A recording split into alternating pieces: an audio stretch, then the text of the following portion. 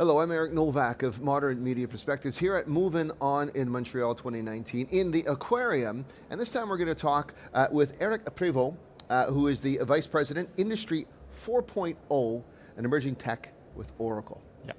Éric, nice name by the way. It goes along well together, the Éric and Éric interview here. To begin with, obviously Oracle is the software business, but we're talking about this 4.0. That in itself is a term that I think not everyone is familiar with. Can you explain 4.0 to begin with? Sure.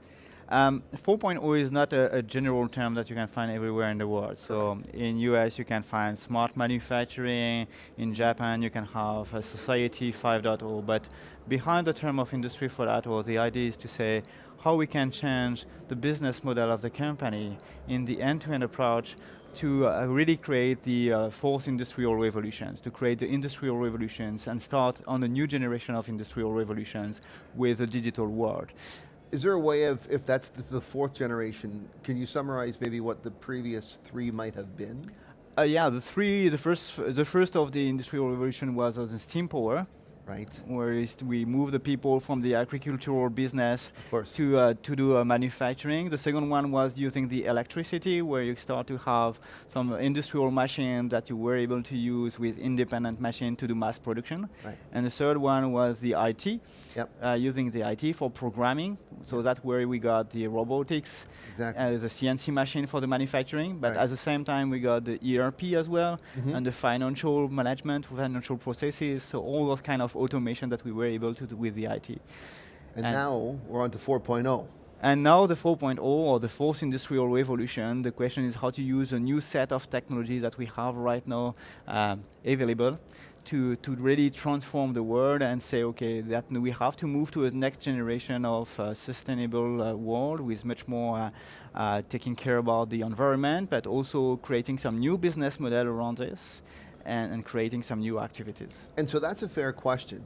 How can 4.0 advance and apply? I mean, what would be examples of how this new level of technology and software can advance towards sustainable and better and even overall productive goals? I think that the question is how to address the evolution of the complexity of the world, because the reason why we have those challenges around sustainability in the business activities or in the world in general, it's because we have to have much more holistic point of view and being able to address complex situation and complex problem in the right way. So the Industry 4.0 is part of that, because Industry 4.0 helps the people to understand how to segment finally the different activities of the company, to really think about how to consolidate those as well, and how to have a much more holistic point of view of how you are progressing and moving forward for your next generation of business. And I like the word holistic because it's very important. I think it's not done enough leading up to this. The idea of, well, there's a problem, let's fix it. Well, maybe we should think about why the problem exists in the first place. Right. And so this is where we're going to see the development with 4.0 getting in there. Now, what would be, is this a platform available for all industries and all sectors? Can you give some examples of how you might see this being fully adopted and implemented? Yeah, it is natively a platform for multiple industries, because when we are talking about Industry 4.0 again, or industrial revolutions, the purpose of that is to address all the industries. If we are not addressing all the industries, or at least all the manufacturing industries, but not only the industry, manufacturing, but also service industries as well, we need to think about how to change that. And the reality is really to say how those type of technology, emerging technology, IoT, artificial intelligence can be applied for changing that. Can help the people to be much more proactive, predictive, and capture much more data, real-time data, to be much more in the action, and also use that to really think about how I can do things much more better in a collaborative way with my colleagues. You know, and I think what's also probably worth noting is the rapid pace of change in technology. I mean, if you're going from 1.0 to 2.0, there was what, a century or so and change? And not so much, yeah. Yeah, and then 2 to 3, it's less time. 3 to 4, less time. Does the new 4.0 way of operating and managing data and information, does it have the capacity to extend beyond our, I mean, technology is happening so fast, sometimes we can't even imagine what's coming up next. How future-proof or how proactive does 4.0 take businesses? Yeah, the question is much more how to be agile. Because the question is not to select one technology for the next 20 years. So that was the difference with the new generation of revolution that we have, is that we have some new technology all the time, we have some new innovation all the time. So we have seen some specific industries, technology or innovation that can be core of the next generation of innovations. But at the end, the question is how to change the way to address those new technologies, to be agile and to adopt those technologies when it's useful, and maybe remove these technologies from the market if it's useless or if it's not sustainable as well. So the question is really how to be agile on this. And that's a good point to transition into, because of course here at Movin'On, this is about sustainability. The themes are sustainability, mobility, technology. So how does the application of 4.0 assist business and industry in becoming more sustainable? So it's helping the business to be much more sustainable by the fact that it helps them to address several topics at the same time, because the problem of the sustainability is to be able to address multiple constraints and multiple change at the same time. That's becoming a very complex problem to solve. Right. From environment, human society, and many other topics as well, economic sustainability. So sustainability is not just for the environment, but it's not just for the people, and it's not just for the economy. It's all of that at the same time. The Sustainable Development Goals with the United Nations are multi-pronged. It's not just the environment. You're it's right. not just the environment. So the question is how to make sure that when you are taking a decision, you will have an holistic point of view, and you will take this decision considering all the effect that you can have on the other type of topics.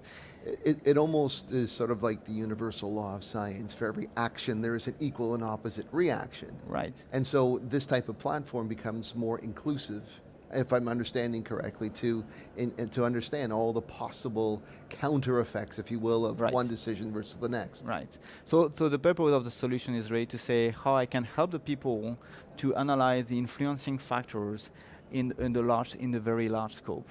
And that's clearly how to identify the potential side effect of what kind of decision that I will take by defining some different scenarios and helping people to take the right decision based on the different scenarios for serving as well my business, but as well the rest of the environmental transformation and also the society and the customer relationship transformation as well. And this is the only way to be sustainable. Yeah. This is really the only way. Now, I know from my work in dealing, say, with the automotive sector, the second that we come to an event and see a brand new vehicle launch, I know that behind the scenes, they're already halfway through the development of the model that will follow it, the next generation. Is it safe to say that with the speed of rampant advancement of technology in itself, 5.0, if we want to use that term, is already sort of being envisioned and planned for? Yeah, I think that the 5.0 is maybe far, because the question of the 4.0 is that we are talking about 4.0. I have the title of 4.0, but it doesn't exist. Right. Yeah, okay, yeah, exactly. So. Because the 4.0 is something that we have to build right now. So before envision the 5.0, first we have to realize the 4.0 and see where we need to go from that. Yeah, what does it mean exactly, and what kind of outcomes that we can get from that. But the question is really right now how to really implement that very, very quickly, and to see the result of this implementation and to see the positive effect of the implementation of what we want to do. And that's very key right now. It's really to say, if I want to do something, I must be able to do something in the next days, in the next weeks, or in the next months, but not in the next 10 years. And that's where we have the big difference between the other revolutions. Right. Because we have a sense of urgency that we have right now that we didn't got in the past. And on a day-to-day operations perspective, in a business operating on this level of platform, I guess feedback is critically important as well. And that's part of what this allows it to do, right? You're getting the necessary and in collaboration. I believe you mentioned talking that this given the departments in an industry and sectors, I mean, collaboration is essential for both profitability, productivity, and sustainability, the triple bottom line, even health. So can you share some examples of how collaboration and the working of this together is to the benefit of an industry or a business? Yeah, collaboration is key, but openness as well. Yes. Transparency is also another big topic as well that we need to have, and That's also true. very quick implementation. But one example in the manufacturing, for instance, if you have a machine which is going to fail in the shop floor, in the manufacturing shop floor, the question is, are you doing the maintenance right now? But if you are doing the maintenance, stopping the production line, you will potentially have some trucks that will go out of the factory empty. Right. You will have the customer that will not be very happy with that. Right. You will maybe have too much stock of the raw material in your shop floor. Yeah. So right now, I would say the decision is taken at the level of the shop floor, because you have the technician manager or the technician guys that can take the decision to stop the machine because you have issue with it. Mm-hmm. But is not asking to the other people, is it make sense in a global way? Does it make sense for the logistics? Does it make sense for the finance? Does it make sense for the customers? And does it make sense for this would help this type of events with inventory management too. I mean, a lot of manufacturing works on just-in-time production. Exactly. And inventory. We have the same in the warehouse management. Right. We have the same in the logistics. It's the same. It's exactly the same. When you are taking a decision about the logistics, you need to make sure that the inbound and the outbound of the logistic activity is synchronized with your activity, with your logistic decision. And in a warehouse, it's the same. Yeah. When you are improving the warehouse activity, you have to make sure that the logistic around the warehouse management has to be synchronized with your warehouse operations. And if you are not doing that, you are not sustainable, because you are taking local decision and you don't see the side effects. So as this is just being launched, how do you see in the short term, the next, say, 6 months or a year of rollout for the program? Where do you see this going? And is it spreading into maybe perhaps new industries or sectors that haven't thought about this type of collaboration before? It's not so much the sector, but it's much more the pace of transformation. Okay. I think that right now we are at the step where the maturity of the technology is there. We have the solutions are there.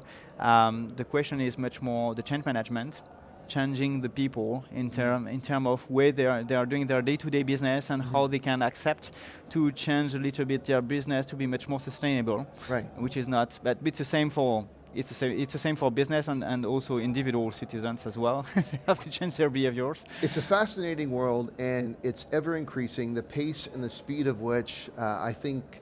If you think about our parents, how they would have thought about it, we can't even relate to what our children might experience. But this has been an interesting discussion, and I think it leads to a lot more questions, but maybe that's for another time. But I certainly, Éric, I thank you for taking part of this interview. I enjoyed learning more from you as well, and learning more about 4.0. And that's it for the chat with Éric Prévost from Oracle here at Movin'On 2019 in the aquarium. Merci beaucoup. Thank you.